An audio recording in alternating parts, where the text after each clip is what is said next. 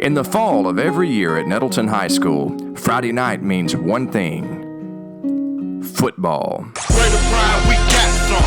Raider pride, we got some. Raider pride, we got some. We got some. We got some. It's hard to imagine it any other way. Raider pride, we got some. But there was a time when football did not exist at Nettleton. But then, in 1965, a group of visionary men and brave boys started the Nettleton Raider football program. This is their story, in their words.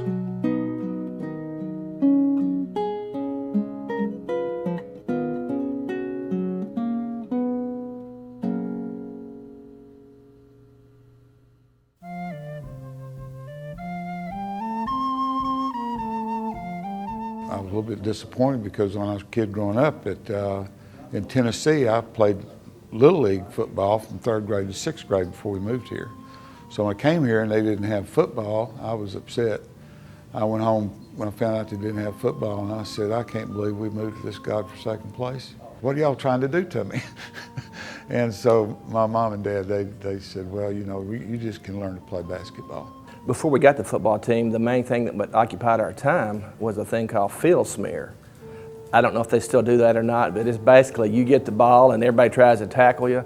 And so that kind of led into our first year of football. I think it took probably a little while to get the motion going in that direction. What had happened in '61, they'd quit having baseball, primarily because it went to split term because it was a summer sport. And there was too much bad weather to play baseball early while school was still in session. So I guess as a substitute, in a couple of years, they decided to go with football. Well, Gerald Watkins was a superintendent, and he had different parents who had said something to him about football, and basically it was because that every student was not prepared or physically endowed to play basketball, but many of them had the bodies that could play football. So in order to get more participation, it was decided he went and talked to the board. Of course, everyone knows football is a lot more expensive sport to get into as far as the facility, the keeping of the grounds, and the equipment, the paraphernalia that the football players wear. And they had to do a lot of things because at that time it was a financial burden to get into football. And my grandfather's on the school board, so I know some of the rumblings, about, this is going to cost this much, this is going to cost that much to have football. Nettleton was not a rich district. And they had to do what they could do piecemeal. Dad was involved because he was on the school board, and there were a number of school board members. Hugh Heath was one, Tom Martis was one, I think Gary Smith was one, and Bill Roddy was also on the school board. And there were several of the board members wanted to get a football program started at Nettleton to expand, because they knew if they do football, then the band's going to follow, and the school would grow, and it would be a good thing for all the students that attended. The way I understand it, there were some of the students, they wanted to play football and stuff, and they started talking up, and of course, one of the students happened to be the superintendent's son, and so that was easy to get his ear. James has told the story, I think, about he and George Stem and me doing some politicking to get football to Nettleton. And they were really, really wanting it, and I was acting like I really wanting it, thinking, this might hurt. I'm not sure, I don't know a lot about football, but it looks pretty violent. But anyway, it happened much to my surprise, and thought, well, I'm obligated now. I've at least got to go out and, make the effort. Brett Watkins was a good friend of mine. I remember Gerald lining up a meeting. This is the first memory I have of the football is they had a meeting at the cafetorium. And Smokey Arbor showed up, and we're all sitting out front just to see him. We didn't know the guy. And I'll never forget the first time I saw him walking down the sidewalk. He had a pipe in his mouth and had one of those dressed black hats on. And I just thought, he's a little guy, but he had that attitude. And I thought, all right, so he met with the parents and the players that want to play football. And I know me and Brent were standing out front waiting on him and thought, just wondering what football would be like, And he met the parents and the players that first night. Talked to us about it. Told us what it was going to be if we wanted to play, And the football coach was Don Yarborough, who was coming in from Jonesboro. And so my job was to sell and encourage and get all of them out. And we did at that time tell any student that came out, he would guarantee to play every game, which we lived with. Well, you had a lot of guys that really wanted to play sports that didn't play basketball. And it really gave them an opportunity. You know, Brent Watkins, good friends of mine, Jim Powell. I remember Maxie, my brother, would have been a good football player. Kenneth Newcomb would have been a great one. But they decided early on, we're not going to waste any of our senior basketball players. None of them can play. So they wouldn't let them come out even though they wanted to. It was decided since the 12th grade boys who played on the basketball team were already getting to be in athletics, and so we're trying to build a program, that they wouldn't play football. And we had some good athletes in high school basketball that would have made that football program that year better, but that wasn't the purpose of the program. The purpose was to establish a program and go on. A lot of excitement. Everybody in the school wanted to play. Seemed like it wasn't hardly anybody that didn't come out and try, and except us basketball players. And but one day I was at work, and my dad was building a house during the summer, and George came over and he said, Coach Arbor wants to talk to you. I told him that you could punt. We can't find anybody on the team that can punt the ball. And we used to practice that all the time out in the yard. You know, I thought that one day I might go to college and be able to punt, because, you know. Anyway, I went out there and practiced, tried it out, and Arbor said, well, we want you to do the punting. And even in practice, they protected me. You know, they wouldn't let me get hit because they didn't want me to get hurt. So that's the way football started here with me. Maxie's the only senior that played basketball that got to come out and play football, because we had to have a punter. We had nobody that could even punt the ball at all. So the superintendent gave us the okay to let Maxie punt. He couldn't play anywhere else, but he could punt. And Yarborough said, all right, you're our punter. Bridger said, well, he's my basketball player. And he said, well, we'll put equipment on him, but we won't let him get hit. He's just going to be a punter. And what's funny is then they started trying to find a deep snapper. We didn't have anybody to center the ball. Nobody ever centered it. So Maxie said, well, George, who's his little brother, I think he's probably a 10th grader, little kid, said he centers to me at home, so okay, George, you're the center. And everybody tried it, and I'm just sitting over there watching, and Maxie finally said, hey, George can do it. He does it for me all the time at home. And Yarborough said, all right, get down there, and I deep snapped it real good, you know, this 15-yard. And Maxie taught me how to do that at home. He said, all right, you're going to be our deep snapper. And I said, yeah, but I'm too little. He said, we'll figure that out, you know. George didn't realize they're going to hit you when they center the ball. And the first time he centered the ball to Maxie, they knocked him about 3 feet back to it. He come over there, he didn't know if he's going to want to be center or not. So they come up with a play where they could hold me up, you know, after I deep snap it, keep from having a hole right there, you know. But then we started putting where the guards would put their legs intertwined with it and keep them getting knocked back and forth. But he was tough, he hung with it, but we just didn't have anybody that could center the ball other than him. And then in the meantime, I had to figure out how to gain weight. The thing about our first year of football, they wouldn't let any of the seniors play for, I don't know why, you know, other than the fact that you had people like Kenneth Newcomb that would try to run through a wall, you know, without a helmet. The day we got the equipment, he put a helmet on, just rammed his head in the block wall over there in the dressing room. He was a senior who played on the basketball team, and really and truthfully, he would have been a great football player because he was rough and tough, and he wanted to play football, so he begged. Let me preface that by saying that we did not allow senior high seniors who were on the basketball team to play football because we were trying to build a program and they were already participating in something. So as a result, he could not play on the football team, but so he wanted to manage it.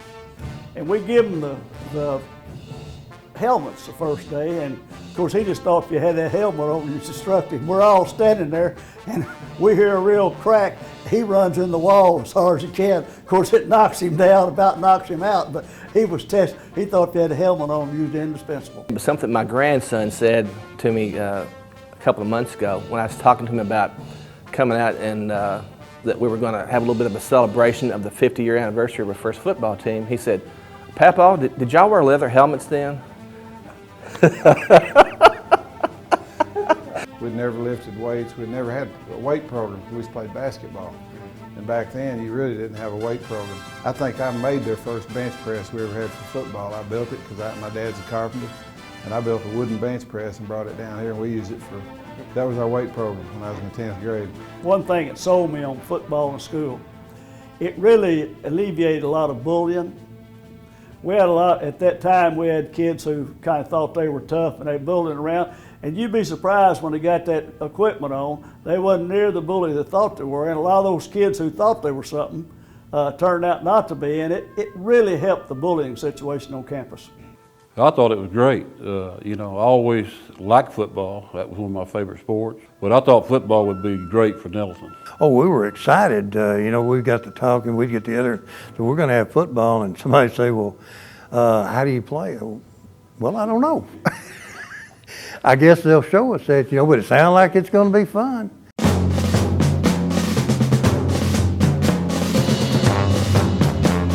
In fact, we played about where the field is now. We practiced, the field was I want to say, between the gym and where the next building is now, there was a field there then.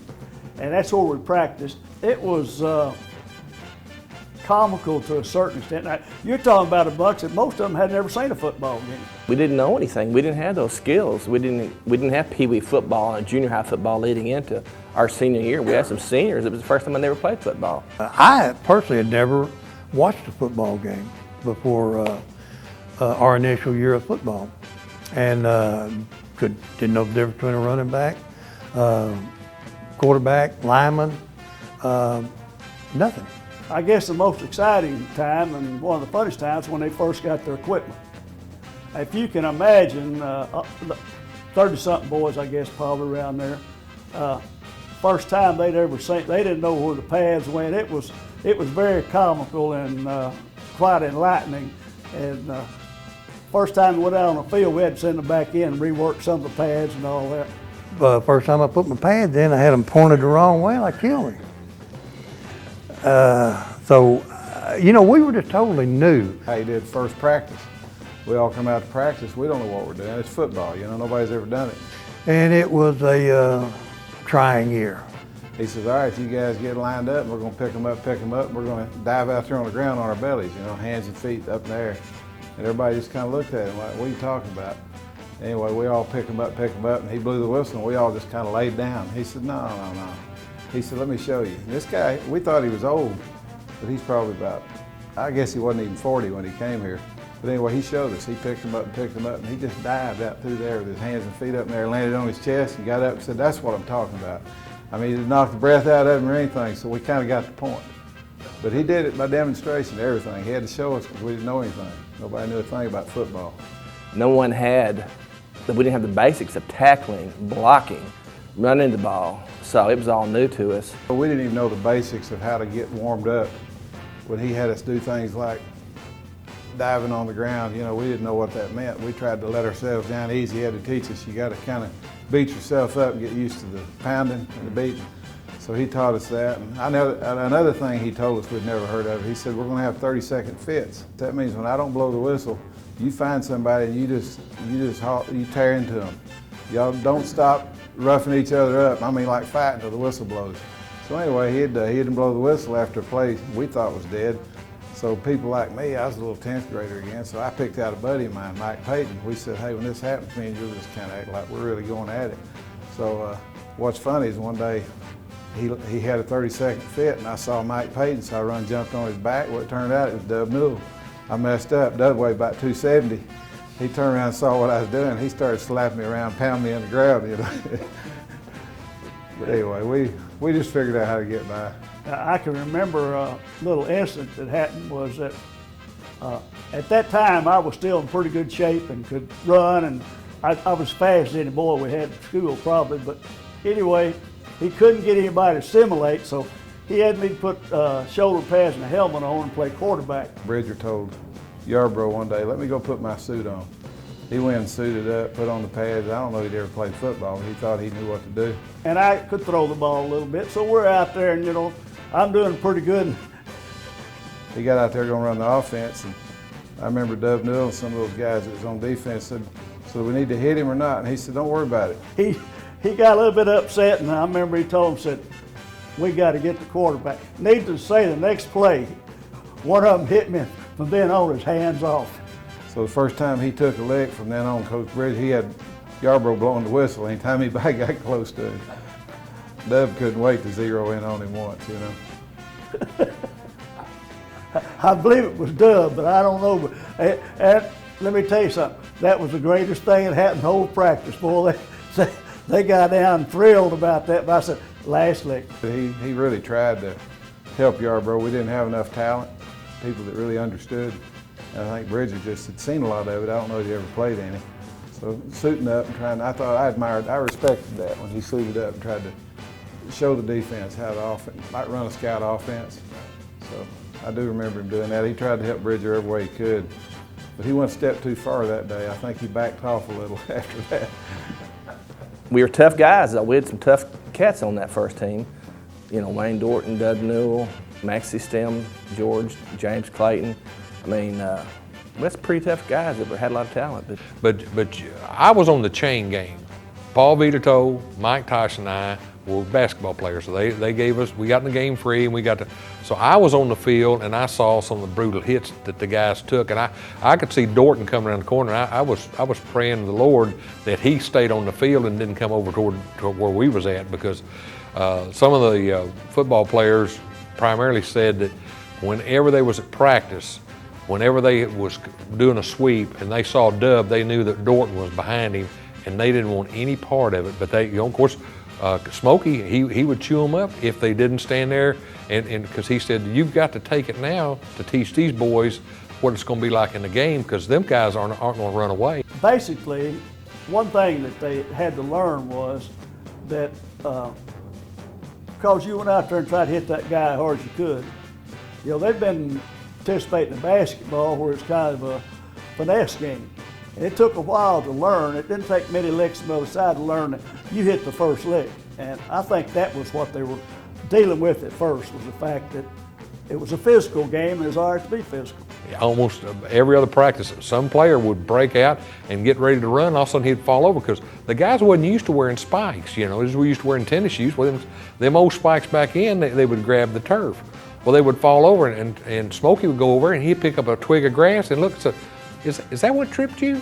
There's going to be players on the other team. You know, you got to learn to pick your feet up and everything. Of course, I remember him telling them to lift your feet, and drive and everything. I do remember very vividly about the third or fourth day climbing on my little Honda, and I almost didn't make it home because I could barely hold the handlebars. I was so tired and sore and cramping that every time I'd hit a little bump or something, I'd almost lose it. I could barely stay on my motorcycle, but I didn't know a person could work that hard and live. But one thing Coach Arbor always said was no one ever died from hard work, and we were young and green enough we believed him.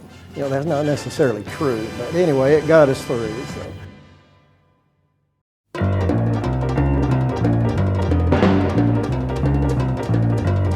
The Raiders hit the road and played their first game in history against the Panthers of Lepanto on Friday, September 17th, 1965. Actually, I just remember all we prepared for was Lepanto. We, from the very first day of practice, preparing for that first game. When they took the field, I thought, well, this is going to be bad. You know, and yeah, there were some embarrassing moments. I remember the first time, Party and I, we were going to run a reverse, and we ran into, you know, smack dab at each other. To tell you about the uneducation part of the students and the players and the cheerleaders, there was a cheerleader I was standing next to, and there was ball game was going on, and so the defense had stopped them, and so our offense went out on the field, and so everyone lined up.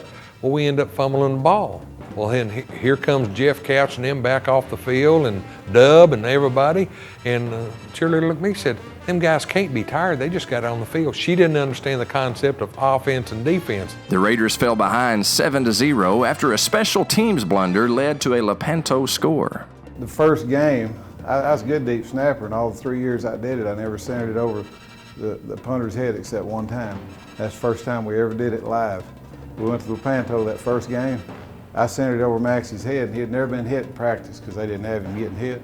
He had to go back and pick it up and run it, and they back killed him. Oh, yeah. Yeah, well, George, my brother, he was about 120 pounds.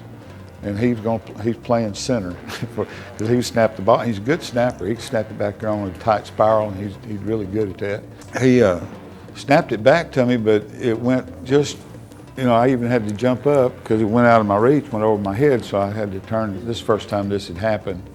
I think he's a little nervous because he knew he was going to get creamed by those guys. But he went over my head, and I had to run all the way back almost to their end zone to pick it up. And by the time I turned and picked it up, their guys was already coming in on me, and I looked to my left and looked to my right, and I didn't have anywhere to go, and they just creamed me, sandwiched me.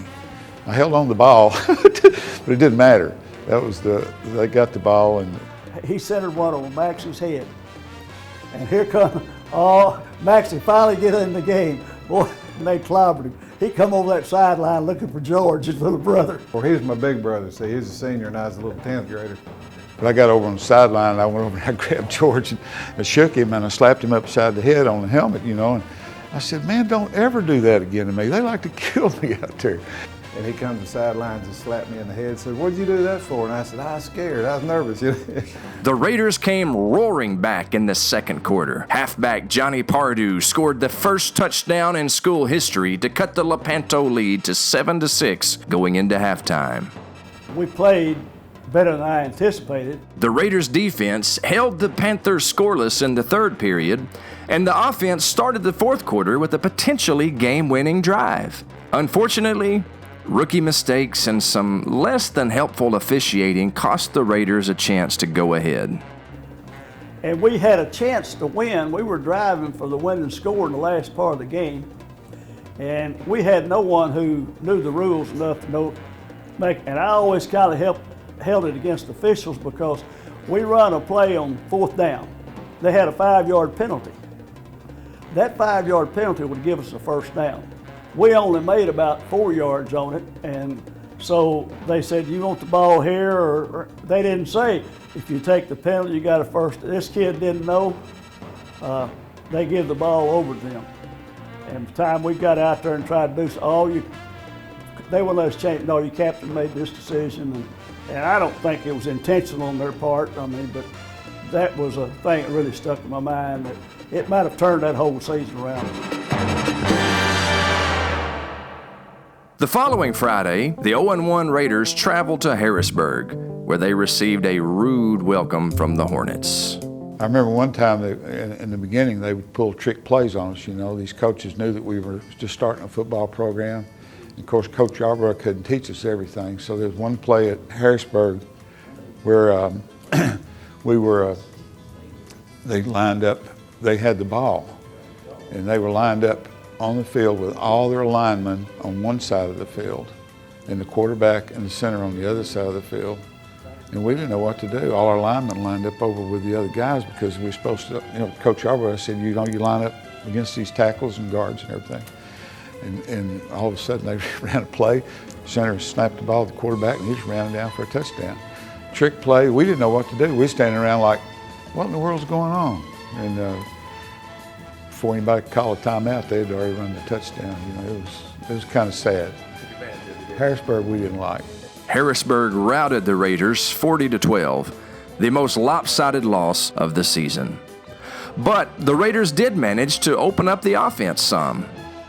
Halfback Wayne Dorton hit tight end George Ring for a 55-yard touchdown pass. And Johnny Pardue scored on a touchdown run up the middle, giving the Raiders a little momentum going into their Week 3 matchup against Jonesboro's JV team. Just 4 days after the loss to Harrisburg, Nettleton played a rare Tuesday night game at Jonesboro's Woodland Field, where they lost to the much more experienced Hurricane 33-12. I remember the Jonesboro game, and those guys were experienced. Man, they had been playing forever, and we gave them a run for their money, though. Then on Thursday afternoon, October 14th, the 65 Raiders played against the Mark Tree Indians JV squad in their very first home game.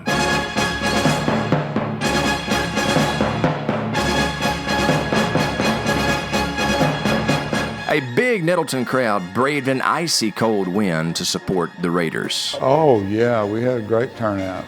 People in town would come around each night. We had our games. It was good. Halfback Johnny Pardue rushed for 40 yards and 2 touchdowns, one of which came on a 4th down double reverse, but the Indians pulled out a hard-fought 14-12 win. The Raiders threatened to win the game late. Lynn Tosh returned to punt 23 yards. Then Wayne Dorton hit George Ring with a 25-yard pass that put the Raiders on the Indian 12-yard line with a minute to play. However, the Mark Tree defense stiffened and denied the Raiders their first win.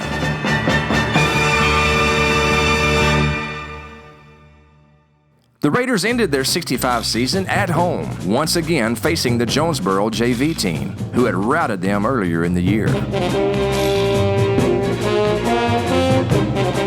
This time, the game was a lot closer, as the Hurricane prevailed by 13 points against a steadily improving Nettleton team. We just didn't quite have the experience, that the young team had. They come in there seasoned teams and everything, and we was trying to just play hard enough to make up for the difference. We played them a real good game. Coach sent me in the last of the game as a receiver because I like, to maybe throw a touchdown, but James couldn't get the ball to me. He tried, but he couldn't get to me. The Raider defense held Jonesboro scoreless in the second half, giving the new program reason for optimism heading into their first offseason. We were 0-5, but we played them pretty tough in our first year. As far as they were concerned, it had been a successful season. They'd learned how to put the pads on. They'd learned to play as a team, and they'd got the chance to participate. For a initial season, I thought we never failed to score against anybody. We scored on everybody we played, and we played all the top teams. Most of the time we played their third and fourth teams. Some of their, I think, nephews and nieces come in and played, but we still scored. The thing that's amazing about this, you never heard anybody complaining. Now, if you go out there and lose like we did, they'd be wanting to tear the. Hey, no complaint. They were just happy to be there and good support. If you want to go through a losing season, you can never go through one that was any better than that because they were just happy you were there. It's a shame we can't be more like that now. If you go out and do the best you can do, and if you still don't win, well, you've done the best you can do. We never got discouraged because we got beat. I mean, we figured, well, we're just started. We're going to learn. We're going to get better. And when we played teams like Mark Tree, Harrisburg, Pocahontas, all we felt like was, we're going to learn and eventually we'll get to you. And we did. The Raiders picked up their first victory during the 66 season, a 13-0 win at Pocahontas. And in 1967, in just their third year of playing football, the sophomores of 65 led the Raiders to a winning season. Perhaps the postseason article in the Jonesboro Sun said it best. With the sweet taste of victory becoming more and more common in the Nettleton camps, a football tradition has begun to take shape.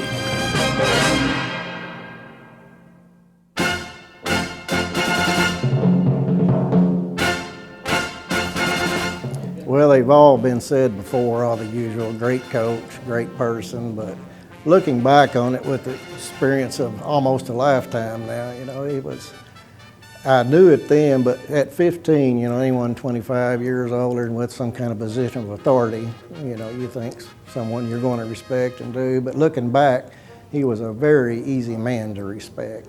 He didn't command respect, you just gave it to him. He just deserved it and was one of the nicest people it's ever been my privilege to know.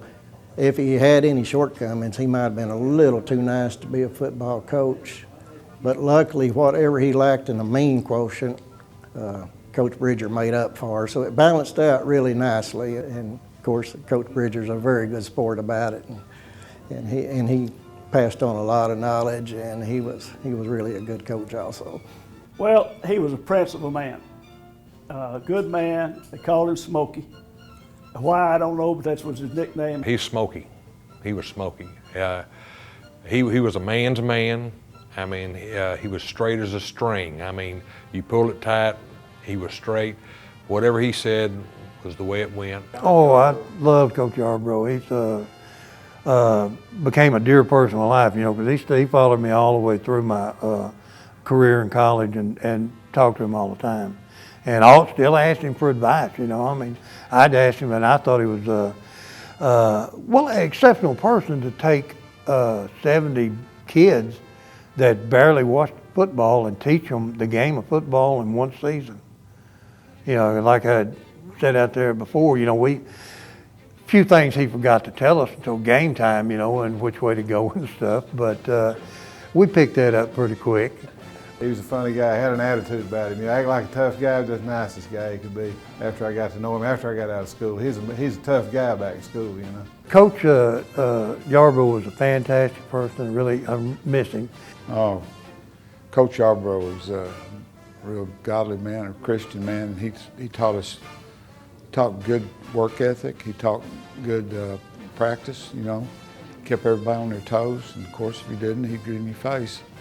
And I remember that ring he had. He'd thump people on the helmet with that ring, and that thing rang your bell. He had a college ring that was as big of a ring that anybody had saw on campus. And he would use, I guess it would be brutality today, but he would turn that ring around if someone was acting up. He would pop you on the head, and I had it done one time and I didn't want no more.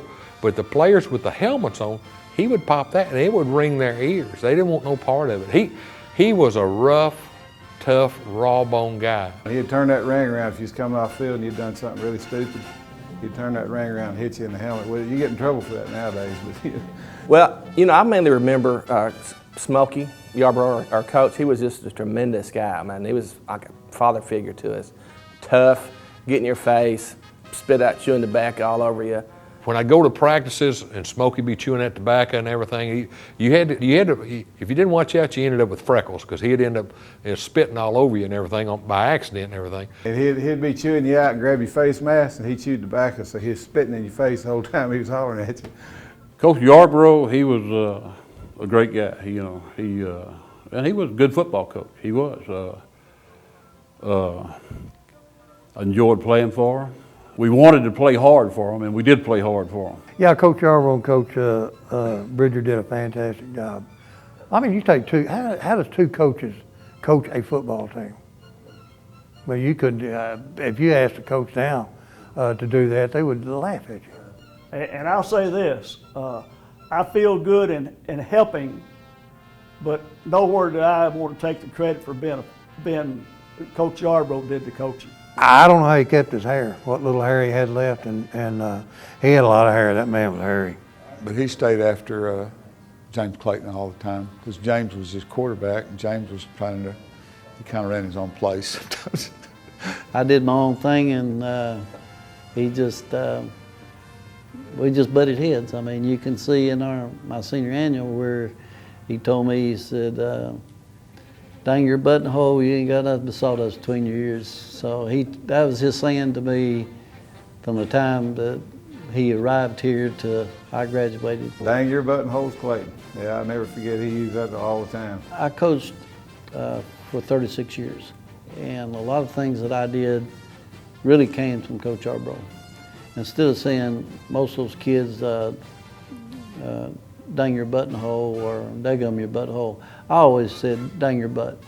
You know, he never cussed on the football field, and those 36 years I coached, I never cussed on the football field, and I think that's one of the things that I just think that's a good trait in a football coach. Well, I feel the same way about going, you know, when I went to Arkansas State. That was new ground to me there, just like it was in Nettleton. But I wouldn't even been prepared for that had it not been for the 2 years that Smokey had worked with me here. Because when you go into boot camp and they're, you know, and especially in the Marine Corps, they're pretty hard on you. And I'd see guys that would fold up under that stuff. But you know, I learned a lot about staying with stuff and being persistent and not giving up. And I think I learned that from Coach Arbor because he was really serious about that. That was one thing he planted in everybody's head. Don't give up. And we didn't. All the success that I had during my coaching career is due to probably the way that he treated me and how he handled me being as stubborn as I was, because I had a bunch of kids all those years that were basically like me. He was a top-of-the-line person. I mean, I couldn't say anything bad about it. I'm a better person to have played basketball for him and then to being around the man, because he's just the type of guy that was just a good father figure. I don't think they could have got anybody better than Coach Arbor. Got along well with the boys, well respected by them. Never was belligerent to them. I mean, he's good for the program. He couldn't have picked a better one.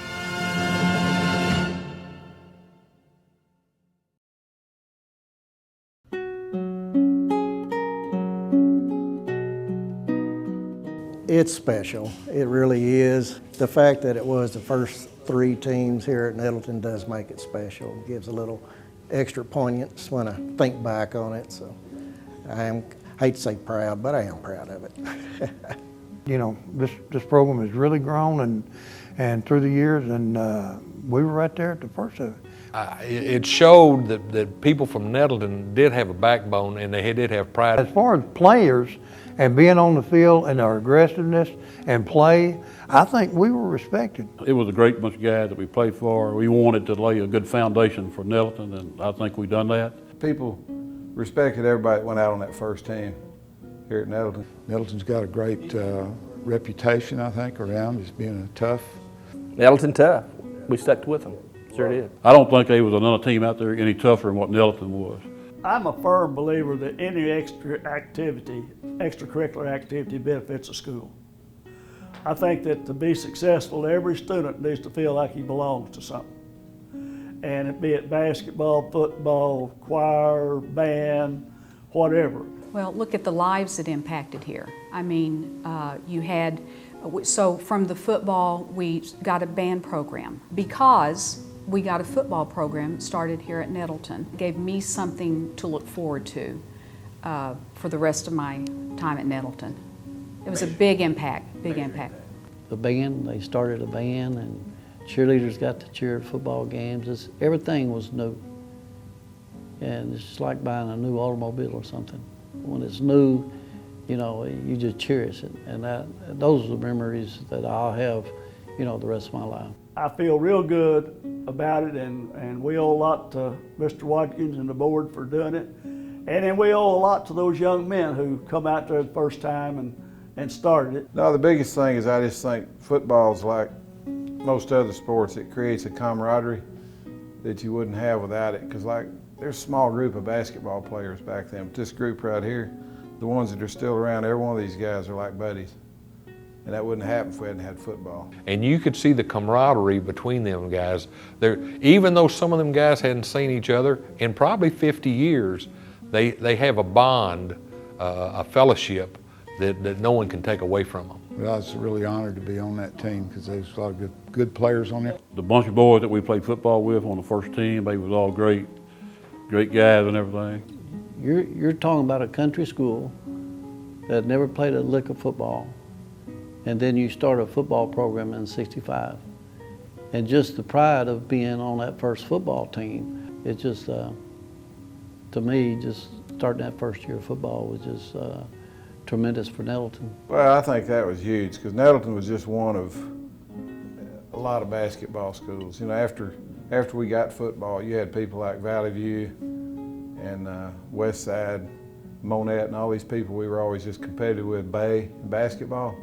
They stayed there, and Nettleton became a football team. But I think it really helped Nettleton step up and become a competitor, you know, with people besides just basketball schools. People like Jonesboro and Paragould, people around here that played football had to learn to respect Nettleton too, you know. George's good. He's a good football player. He ended up getting Sun Player of the Week a few times as he got up in his senior year, and was a running back and a defensive back. So all these boys turned out to do pretty good. And Wayne Dorton, real proud of him because he was on our basketball team, and you know, All-American pros. So all these guys coming up, you know, and Gene Bradley come along after I graduated, of course. And so these guys really made a good mark for Nettleton, I thought. There's no question that the program's put out some some good athletes and some good football players. But bigger than that, they put out a lot of good citizens. We've had some individuals here that are Raiders, You know, I'll always be a Nettleton Raider. and they're Raiders to the bone. That's right, Raider pride. Amen. I'm just proud to be a Nettleton graduate and be a part of that first football program. I'm proud to be part of it, I know that. I just hope that those young men who performed those and everything realize how important they were and what they did and how much it means to history. They laid the foundation. I guess it's like, and this may be a little extreme, but sort of like a kid being drafted into the Army. They went and they served and they did their part, and they should be proud of it because they were forerunners. They helped establish something, and that should be looked upon favorably by everybody who took part in it. They may not have won a game, but they finished the season as champions. They laid the foundation for all of us from Nettleton, and they hoisted high the beloved banner of Raider pride. In 1965 and forever.